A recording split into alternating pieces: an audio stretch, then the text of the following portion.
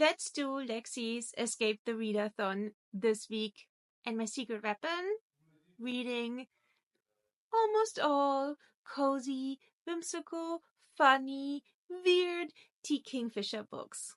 Escape the Readathon is Lexie's over at Lexie Books with Lexie readathon. It's a team-based readathon, and I'm with the hackers. And this Escape the Readathon is a team-based readathon. I'm in the team of the hackers. There are, I believe, 4 or 5 of them. So basically, you and your team have to read to escape a room. It's like an escape room. Sometimes you have to read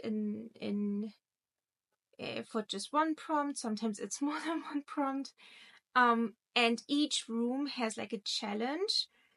But first, you have to unlock the room. So there are 5 prompts for the 5 rooms that need to be unlocked. The first prompt that I chose was a book that you put off. And Kingfisher was not a book that I put off, but a whole author. Why? Yeah, no. There's a really reason why. But this week I decided to read as much as I can from her, and I believe I did 1, 2, 3, 4, 5, 6, 7, 8, 9, 10 books. I did 10 books of hers, and I'm gonna give you a little intro into the books and how I ranked them in my enjoyment. Now we're ranking all the books. So on 10th place we have Toadworks. It's a collection of short stories and poems, and while it was humorous and creative, wasn't for me. Next one, What Moves the Dead, is The Fall of House of Usher by Edgar Allan Poe retelling. I think I needed to know the original in order to read this in any kind of like informed way. I was missing context, and that's why I didn't click with it as much. Number 8 is A Sorceress Comes to Call. Basically what to do when you have a magical person trying to overtake your life. It was humorous, found family, and all that. However, a little bit too predictive, I would say. Number 7 and number 6 is part of a series. I don't think it's done. I think there could be more. For now, it is a duology called the Clocktaur Wars. It's in the white-red universe. So they are different, not interconnecting series in one universe. And I read 3 of them. So yeah, but like this is one of her earliest work, I believe. It's was published in 2017, 16, 17. Number 5 is Bryony and Roses, and it's a completely new, reimagined The Beauty and the Beast retelling, and it's so cool. It's like it's gritty, it's not beautiful, it's a little bit devastating. It's not what you think, which is really cool. And I've never seen something like a retelling of The Beauty and the Beast that is that creative. It's really cool. Number 4 is the Swordheart. I think it's one of her first traditional published books. It's a romantic fantasy romance.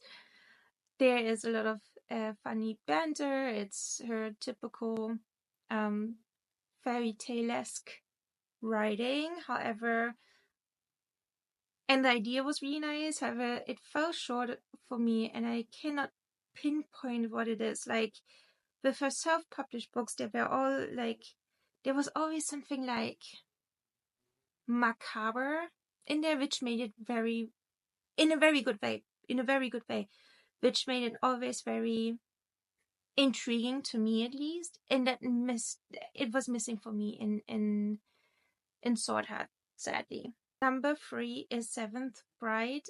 That came as a surprise. It started like a really good horror. It has so many horror elements where I thought I would be not suitable reading it. However, I discovered Kingfisher's horror elements I really do enjoy, because there was also a lot of witty banter, whimsicalness, and everything in the book. It's the first book I picked up by Kingfisher, and it came as a complete surprise. It's now a few weeks back, and I still remember the first page. It was so gruesome, and yet so whimsical. I can't, she has a talent for that. I don't know what it is. Now, number 2 is, of course, Nettle Bone. That was a really fun read to me. I don't, even though it was dark and it was macabre and it has nightmarish pieces in it, I really liked our journey. I really did. And number 1 is a complete surprise to me. It's a novella. It's a really quick read. I read it in under an hour. Like it Thornhedge. So beautiful. So beautiful. It's again a retelling. It's again very fairy tale-y, but it's not completely happy. There are really heavy topics in there. And still like so airy and light and enjoyable. I can only, after reading 10 books in very close order by Kingfisher, I can only recommend you to pick up one of the books. Doesn't matter which one, to be honest. Like all of the books I said, besides the collection one, I would recommend hands down. They're all a fun read. They all are completely different. Like, I know we've been talking about it a lot on BookTube and on Book Talk and on Bookstagram and that a lot of the fantasy romances are always the same trope, are always the same. It's like there's a cookie cutter thing going on. However, T. Kingfisher is so refreshingly different that I cannot wait. There's a new book coming out. It's called Hemlock and Silver in September, I believe.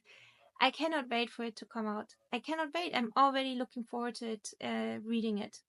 I still have the Paladine's Grace. Those are four books. It's a series. I have to read that. So, and I want to read that, but I'm gonna listen to it, I believe. Yeah, I started already the first book, so yeah. So if you haven't done any readathon, I'm gonna leave the link below. If you haven't touched upon anything T. Kingfisher, please do. It's so good. It's so different and fresh and nice, and I loved it. And if you want to, discuss more, there's a Discord, there's my comment sections. I'm happy to discuss books. See you next time.